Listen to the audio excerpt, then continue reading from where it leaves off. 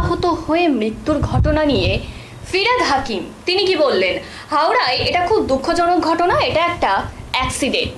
যেটা হয়েছে সেটা খুব দুর্ভাগ্যজনক ঘটনা। হাওড়া পুরসভাকে অ্যালার্ট করা হয়েছে, যদিও এটা পুরসভার ঘটনা নয়, তবুও যেখানে ওয়াটার লগইন হয় সেখানে ব্যবস্থা নেওয়ার নির্দেশ দেওয়া হয়েছে। সাথে সাথে তিনি গাঁজাগাছ, অখিলগিরি সমস্ত বিষয় নিয়ে কিন্তু নিজের বক্তব্য রেখেছেন। সাথে সাথে বিপজ্জনক বাড়ি, মেডিকেল কলেজে ডেঙ্গির পরিবেশ, আগস্ট মাসে বৃষ্টির পূর্বাভাস, গ্রাম বাংলায় জল প্লাবিত, দুর্ঘটনা বাড়ছে, তাতে হচ্ছে মৃত্যুও।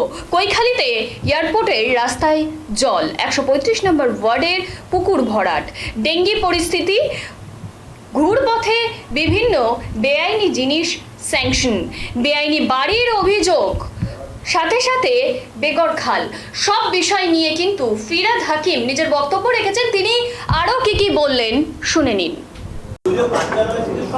দলীয় কার্যালয় হয় না, দলীয় কার্যালয় নেই এখানে। যেটা আছে সেটা হচ্ছে যে কিছু গ্যারেজ হয়ে রয়েছে, সেটাকে যাতে সরিয়ে দেওয়া যায় সেটা তো হবেই। রেগুলারলি একটা মনিটরিং করতে হবে যে যাতে গভর্নমেন্ট প্রপার্টি না এনক্রোচ হয়ে যায়। প্রমোটাররা একটা ফায়দা লুটছেন। আপনি আগেও বলেছেন গড়িয়া ভদ্রমহিলা পুরসভাকে শহর মানল, আজকেও বলছেন হাঁ করে বসে আছে। এবং আমরাও দেখছি যে বেআইনি বাড়ির ক্ষেত্রে অনেক ক্ষেত্রে তাকে এখন নতুন করে কোনো বেআইনি বাড়ি হচ্ছে না, এটা ফার্স্ট পেজে হেডিং করে লিখুন যদি আপনার ক্ষমতা থাকে। আগে আমি যেটা বলছি শুনুন, এটা আমার প্রেস কনফারেন্স, তো আপনার নয়। বেআইনি বাড়ি কিছু হচ্ছে না। আমি যা করে দিয়েছি নিয়ম অনুযায়ী, যেভাবে রেগুলারলি এসিরা ঘুরছে, যেভাবে আমাদের লগবুক সিস্টেম হয়ে, তাতে কোনো বেআইনি বাড়ি হচ্ছে না। যেগুলো আগের বাড়ি হয়ে রয়েছে, কেস চলছে, সেগুলোকে বিভিন্ন আইনের মাধ্যম দিয়ে ওঠানোর চেষ্টা করছে। এখন যে ইঞ্জিনিয়ারিং পড়েছে তার পক্ষে আইনটা পুরো জানা সম্ভব না। এবার আমরা জনপ্রতিনিধি যেহেতু অনেক দিন ধরে এই কাজটা করছি, আমরা একটা ওয়ে আউট বলতে পারি। এটা যে র্যান্ডাম হচ্ছে তা না, একটা দুটো জায়গায় হচ্ছে, তাদের কমপ্লেন আসছে এবং সেটা করেছি। আবার এরকমও কমপ্লেন আছে যে কমপ্লেন করে তার কাছে যাওয়া হচ্ছে। আমরা এটাও বিল্ডিং ডিপার্টমেন্টকে বলেছি যে কমপ্লেনের কি উদ্দেশ্য, ব্ল্যাকমেলিং করা না ঝগড়া না, এসব দেখার দরকার নেই। আইনত হলে আইনত, বেআইনি হলে বেআইনি। যেন একটা পুরনো বাড়ি ভেঙে গেছে, আমরা ইন্সপেকশন মানে ভেঙে গেছে মানে ফাটল ধরে, সেটা পুরনো বাড়ি বলে। পাশে একটা বাড়ি হচ্ছিল, তার নিশ্চয়ই অসুবিধা হবে, হয়তো সাউথ বন্ধ হয়ে যাচ্ছে, সেখানে দেখা গেছে যে না কোনো বেআইনি নেই, সেখানে চিঠি দিয়ে দেবে যেখানে কোনো বেআইনি পাইনি, আর ওই পাইনিংয়ের জন্য আপনার বাড়ি ফাটেনি। পুরসভা থেকে কমপ্লেন হয়েছিল থানায় জোড়াবাগানে, সেখানে নোটিশ, টকটকের নোটিশ দিয়েছিল। ওখানে অভিযোগ পাশের বাড়ির একজন কমপ্লেনার, সে হাইকোর্টে যাচ্ছে, তার বাড়ি দখল করে, এবং এখন অভিযোগ যে ঘুরপথে তাকে স্যাংশন দেওয়া হচ্ছে মীরা হাজরার বাড়ি। কোনো ঘুরপথে স্যাংশন হয় না, এখন স্যাংশন হয় ইয়েতে কি বলে ইউডিপিতে স্যাংশন হয়, কোনো ঘুরপথে স্যাংশন হচ্ছে না। কারোর সম্বন্ধে আপনি বললে এটা ঠিক না যে ঘুরপথে কোনো স্যাংশন হয় না। স্যাংশন হয় ওয়েবসাইটে থাকে, যে কোনো লোক সেটা দেখতে পারে। কোন বাড়িটা পার্টিকুলার আমি বলতে পারবো না, কিন্তু ঘুরপথে কোনো কর্পোরেশনে কোনো স্যাংশন হয় না।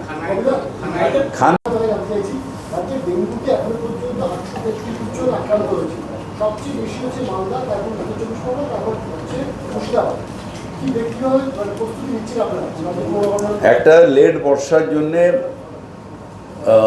ডেঙ্গি হচ্ছে, এবং একটা অদ্ভুত জিনিস হচ্ছে যে আমাদের পেরি আরবান এলাকায় আমরা সব মানে লাগছে, কিন্তু পেরি আরবান এলাকাগুলো যেগুলো আর্থিক সামাজিক উন্নয়নের জন্য অনেক জায়গায় ঢালাই করা বাড়ি হচ্ছে, এখন আর পুকুর নেই, মাঠঘাট মানে ওইভাবে নেই, ঢালাই করা ছাদ, তার উপরে ভাঁড় ফাড় এসে ফেলে দিয়ে যাচ্ছে কাক। তো সেইটাও আমরা সিএমএইচ ও বিভিন্ন এলাকার বলেছি, ওখানে তো আমাদের এই কলকাতা কর্পোরেশনের মতন পাবলিক হেলথ সার্ভিস নেই, কিন্তু সিএমএইচও ওখানে যারা আছেন ডিস্ট্রিক্ট সিএমএইচও তারাই এটা করছেন এবং তাদের বলা আছে যে এগুলোকে স্প্রে যা কলকাতা কর্পোরেশন করে বা আমাদের কলকাতা লাগোয়া যে এগুলো করে তারা যাতে এগুলো স্টার্ট করেন ইমিডিয়েটলি। তো তারও কোনো মানে নেই। থানায় কমপ্লেন করে ব্ল্যাকমেলিং হয়েছে, আমার এখানে ফোন করেছে, তারপরে থানায় কমপ্লেন করেছে, আবার তারপরে বলছে আবি ঠায়ের দিয়ে যাইয়ে, সেরকমও হয়েছে। অনেকে আছেন ব্ল্যাকমেলিংয়ের জন্য থানায় কমপ্লেন করেন, তার মানে যে সত্য তা নয়। কেউ আমরা এগুলো দেখে নিচ্ছি, কেস টু কেস দেখে নিয়ে করবো।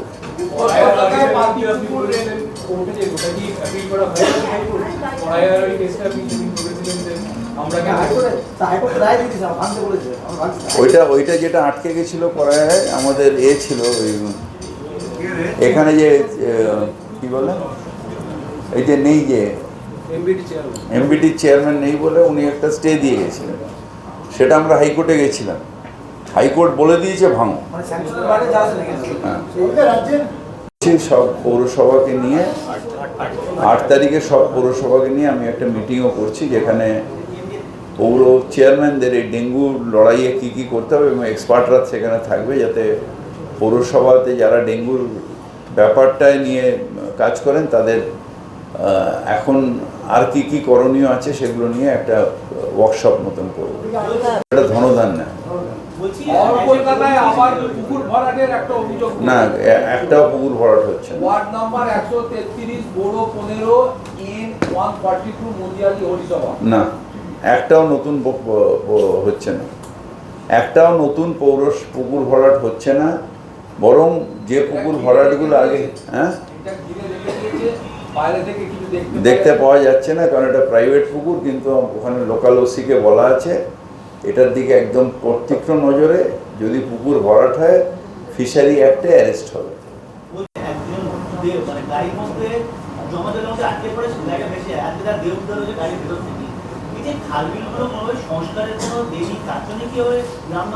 না, এগুলো ওখানে যেগুলো হচ্ছে সেটা হচ্ছে হরকা বান আসছে।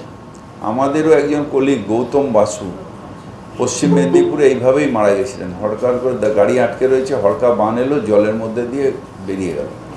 খালবিলের মধ্যে এত জলের ফোর্স থাকে না যে গাড়ি ভাসিয়ে নিয়ে যায়। এগুলো ওই সব জায়গায় যেখানে একটু পাথুরে এলাকা হয় সেখানে হরকা বান আসে, এটাও আমার মনে হচ্ছে হরকা বানের জন্য হয়েছে। কালকে জল জমবে না এটা আমিও গ্যারান্টি নিচ্ছি না, আরও হেভি বৃষ্টি হলে জল জমবে, কিন্তু আমার MMIC তারক সিং এবং ড্রেনেজ ডিপার্টমেন্ট কোথায় ডিজি কই এরা ডিসিল্টিংটাকে এত ভালো করে করেছে যে নর্মাল জল বেরিয়েছে, এবং নর্মাল জল হলে কয়েক ঘন্টা তো নিশ্চয়ই জমবে, কিন্তু নর্মাল যে বৃষ্টি বা এখন তো অতিবৃষ্টিও হয়েছে, তাতেও সেই পরিমাণ আগে যে জল জমার যে যন্ত্রণা ছিল সেটা নেই। নিশ্চিতভাবে কয়েকটা পকেটে এখনও আছে, পাতিপুকুরে আছে, বেহালা যেখানে KIPর কাজ চলছে সেখানে আছে, 114 নম্বর ওয়ার্ডে, 127 নম্বর ওয়ার্ডে আছে, কিন্তু ওভারঅল যে জল জমার যেটা সেটার থেকে কিন্তু এবার আমাদের পরিস্থিতিটা অনেকটা ভালো।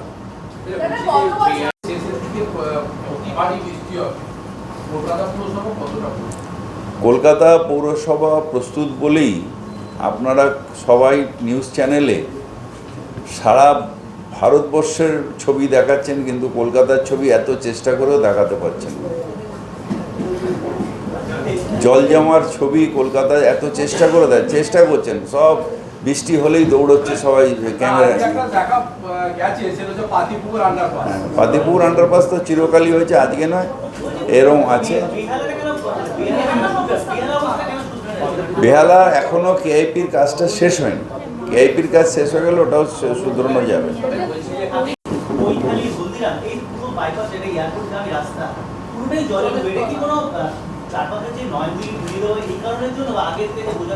এটা হচ্ছে যে আমাদের সল্টলেক হওয়ার থেকে আরম্ভ করে আমাদের যে ওয়েটল্যান্ডগুলো ছিল সেই ওয়েটল্যান্ডগুলো অনেক জায়গায় আগের থেকে, অনেক বছর আগের থেকে এগুলো সব এনক্রোচমেন্ট হয়ে গেছে, সেই জন্য আগে নর্মাল জলটা নেবে যেত ওখানে, এখন এগুলো ডেভেলপমেন্ট হতে ন্যাচারালি অনেকগুলো কনস্ট্রাকশনও হয়েছে, এইটা ন্যাচারাল জলটা এখন নামছে না। অথচ যে সময় হয়েছিল বাইপাস তৈরি হয়েছিল সেই সময় ড্রেনেজটা তৈরি করা হয়নি। এখন আমরা কলকাতা কর্পোরেশনের হাতে টোটাল বাইপাসটা নিয়ে আমরা একটা কম্প্রিহেন্সিভ প্ল্যান করছি, যেখানে ইউটিলিটির জন্য আলাদা টানেল থাকবে, ড্রেনেজ সিস্টেম থাকবে এবং বাইপাসটা ওই ম্যাস্টিক মেকানিক্যাল ম্যাস্টিক দিয়ে বাইপাসটা পুরো তৈরি করা হবে।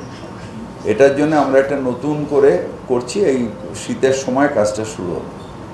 বৃষ্টি হবে স্বাভাবিক, কিন্তু যে পরিমাণ জল হয়েছে নদী এবং রাস্তা দুটো সমান হয়ে গেছে এই ট্রাফিক অ্যাক্সিডেন্টটা। তো সেটা তো এতেও হয়েছে। এবং তাদের বক্তব্য যে যদি পথ নির্দেশিকা বা পথ চিহ্ন যদি ঠিকঠাক থাকতো তাহলে তো বিপদটা এড়ানো যেত। আমার মনে হয় না, এটা আমি ঠিক এই কেসটা জানি না, তার কারণ এটা কলকাতার কেস না, এটা আমার জানা নেই। কিন্তু আমার যতদূর মনে হয় যে দায়িত্ব ওটা, কারণ আমি গৌতম বসুরটা আমি গিয়ে ওখানে দেখে এসেছিলাম যে কী কারণে হয়েছে। আবাসন রয়েছে, হোস্টেল রয়েছে, ডেঙ্গির প্রভাব বেশি ছিল। আপনারা প্রচুর সতর্ক করেছেন, কিন্তু তারপরেও এবারও আজকেও আমরা গিয়ে দেখলাম যথারীতি সেই চারিপাশে ময়লা ফেলা, সেই প্রবণতা কমছে না। আপনারা তো স্ট্রিক্ট ব্যবস্থা নিচ্ছেন। আমরা আবার মেডিকেল কলেজে যে সুপার আছেন তাকে আমরা আমাদের সিএমএইচও সাহেব তাকে দেবেন যে এগুলো আপনারা জল জমছে আবার নতুন করে এগুলোকে পরিষ্কার করে নিন। দাদা, পরিত্যক্ত বাড়ির ক্ষেত্রে ডেঙ্গু নিয়ন্ত্রণে কোনো বিশেষ ভূমিকা নিচ্ছেন এবছর? আপনারা কোনো অ্যাকশন নিচ্ছেন তার জন্য? দেখুন, একটা অর্গানাইজেশন তারা হচ্ছে আমাদের মাদার অর্গানাইজেশন, মানে ওই মেডিকেল এর কী বলে মেডিকেল হেলথ ডিপার্টমেন্টের তারা একটা অংশ। তো আমরা যদি তারা না শোনে তখন হেলথ ডিপার্টমেন্টকে জানাবো। কি বলুন স্যার, 28/7 অবধি কলকাতা শহরের 204টা ডেঙ্গু হয়েছে। গত সপ্তাহে মোটে 20টা ডেঙ্গুর রাইজ হয়েছে, মানে গত সপ্তাহের স্ট্যাটিস্টিক্স। আর ডেঙ্গু টোটালি 40% ডাউন। আর ম্যালেরিয়াটাও স্যার বলে দিন, ম্যালেরিয়া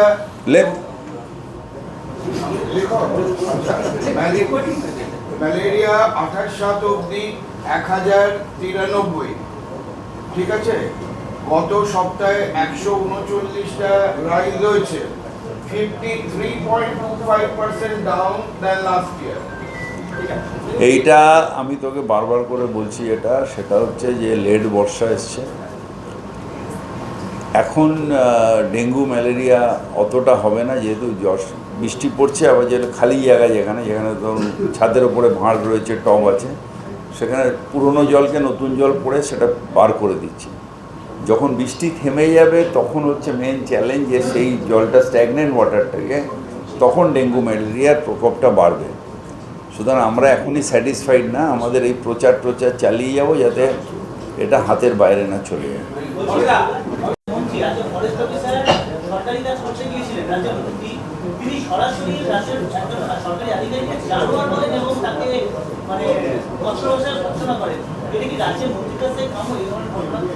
আমি কোনো কমেন্টস করব না, কারণ এটা আমি জানি না।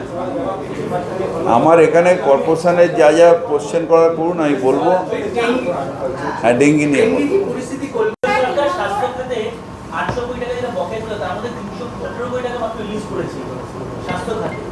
এটা স্বাস্থ্য দপ্তর বলবে, এটা আমার দপ্তর না, আমি এটা নিয়ে বলতে পারবো। दादा बड़ा बाजार में वार्ड नंबर 42 में देखा गया कि केएमसी के सौंदर्यीकरण करने में जो 3 गमले लगाए गए हैं, गार्डनिंग किया गया है बगिया पट्टी में, वहाँ पर गांजा का पौधा लगा हुआ है, ऐसा देखा गया।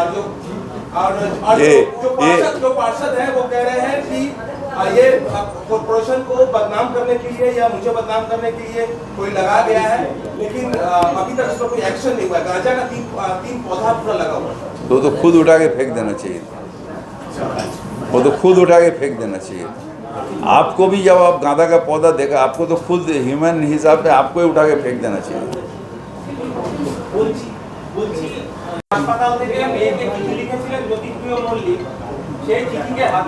আমি এখানে কর্পোরেশনের বাইরে কোনো কথা বলছি না। আপনি কর্পোরেশনের সম্বন্ধে জানতে চান, ডেঙ্গু ম্যালেরিয়া, কর্পোরেশন এর ব্যাপারে আমার পুলিশের কাজ আমার না, আর পলিটিক্যাল এটা প্রেস कॉन्फ्रेंस ना, পেছনে লেখা রয়েছে দি কলকাতা म्यूनिसिपल कॉर्पोरेशन। हाँ, आप ही जाइए, जाके उठा के फेंक लीजिए।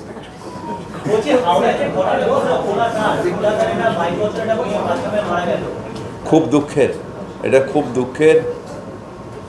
এটা একটা অ্যাক্সিডেন্ট, আমি খবর নিলাম, এবং যেটা হয়েছে সেটা মানে একটা আনফর্চুনেট ব্যাপার এবং খুব কষ্টের। একটা ছোট্ট মেয়ে, তার জীবন পড়ে রয়েছে, পুরোটা হঠাৎ করে মারা গেল, খুব দুঃখের। এবং আমি সেই জন্য বলেছি সবকে, আমি পৌর নগরায়ণ দপ্তর দিয়ে এটাকে হাওড়া মিউনিসিপ্যাল কর্পোরেশনকে যে অ্যালার্ট হও, এটা যদিও মিউনিসিপ্যাল কর্পোরেশনের ভুলে নয়, কিন্তু তবুও আমাদের যেগুলো ওয়াটার লগিং এলাকা তার থেকে যেন এগুলোকে তুলে দেওয়া হয়। আমি কমিশনারকেও বলেছি কালকে যে 114 নম্বর ওয়ার্ডে যেখানে ওয়াটার লগিং হচ্ছে, মানে কেএপির কাজ শেষ হয়নি, যেখানে ওয়াটার লগিং হচ্ছে, সেখান দিয়ে আমাদের যে জয়েন্ট বক্স টক্স যেগুলো আছে বা সেগুলোকে যেন ম্যান হাইটে তুলে দেওয়া হয়, যাতে ওয়াটার লগিং না হয়। কারণ কিছু বছর আগে ইকবালপুরে এরকম ওয়াটার লগিংয়ের জন্যে হয়ে ইলেকট্রিফিকেশান হয়ে দুটো বাচ্চা একসাথে মারা গেছিল। হ্যাঁ, সেটা হয়েছে একটার, এখানে দুটো বাচ্চা জল দিয়ে যাচ্ছিল, এভাবে মারা গেছে।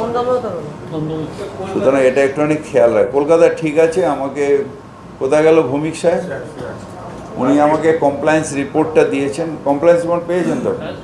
কমপ্লায়েন্স রিপোর্ট দিয়েছেন যে there is no leakage, feeder box টিডার বক্স সব উনি দেখে যে আমার এ নেই। তবুও আপনারা ক্যামেরা নিয়ে ঘোরেন, সব জায়গায় একটু দেখে নেবেন। কলকাতা হাওড়ার পৌরসভার জল জমছে যবের থেকে হাওড়া পৌরসভার সৃষ্টি হয়েছে, বা তার আগের থেকে হয়তো। আগের তুলনায় জল জমাটা অনেক কমেছে, কিন্তু হাওড়ায় কিছু কিছু জায়গায় আনপ্ল্যান্ড সিটি, কয়েকশো বছর আগেকার পৌরসভা, তো এখানে কিছু কিছু জায়গায় যেখানে নালা বা হয়নি, নালা তৈরি হয়নি, দুই ধারে বাড়ি হয়ে গেছে, ইল্লিগাল বাড়ি না, তখনকার জন্য আইনি যখন হয়নি তখনকারও বাড়ি আছে। সুতরাং সেই সব জায়গায় আছে। আমরা এখানে একটা হাওড়ার জন্য এখন মমতা ব্যানার্জির নির্দেশে আমরা একটা প্ল্যান করতে দিয়েছি, মাস্টার প্ল্যান করতে দিয়েছি। মাস্টার প্ল্যানটা কার্যকরী হলে আশা করি যে এখনও যতটুকু জল জমা আছে সেটাও থাকবে না।